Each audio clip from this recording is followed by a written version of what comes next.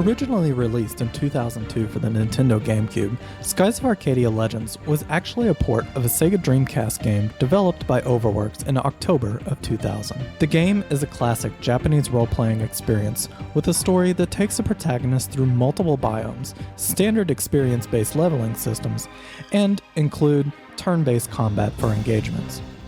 The game takes place in the skies of a world referred to as Arcadia. 6 civilizations coexist on floating continents orbited by 6 moons of different colors. Thousands of years prior to the present time of the game, the civilizations, one of which existed for each moon, developed technologically to a point where each created a Gygus. Colossal living weapons of mass destruction, controlled by a moon crystal. Using the Gygus, the civilizations warred with one another, threatening the very existence of humanity.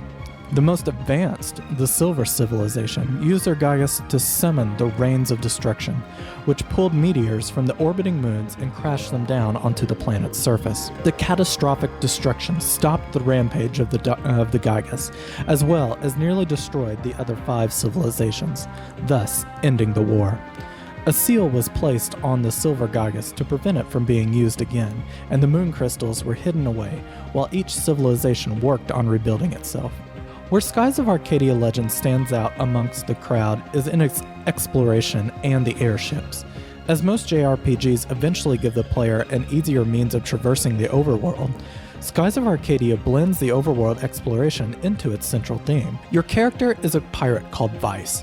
He sails the skies with a group known as the Blue Rogues, and the crew takes on the Robin Hood-esque persona. They focus on treasure hunting and only steal from the game's established evil empire, Valua.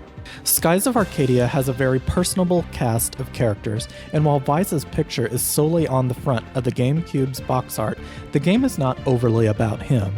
The other 5 characters that can make up your party all have very well-rounded and pronounced personalities. This makes each member of the Blue Rogue feel equal to one another. Any fan of the Dragon Quest series would most certainly find this game in good company for its 40 to 60 hour gameplay, but while Skies of Arcadia received consistent 9 out of 10 ratings when it was released for the Dreamcast, it fell slightly when it was ported over to the GameCube. This was largely due to the fans expecting a graphical update to the game, given the GameCube's more powerful hardware.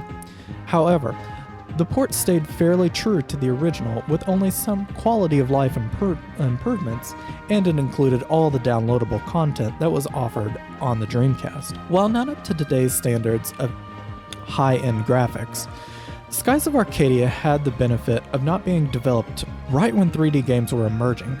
So even today, it is very easy to go back and play it without feeling like you're looking into a history book. And while the game got universally great scores, even with the dip in the port, the game simply didn't sell well. This may have been a product of the game coming out before the internet truly connected us all, and it definitely suffered from some of its name recognition, but it has definitely retained a rather sizable cult following. I know us here at Donaram keep wishing for a remake of this hidden gem. The game is a great example of what a JRPG is meant to be. With that said, we're starting off with a strong game and giving Skies of Arcadia Legends a 5 out of 5 cold ones.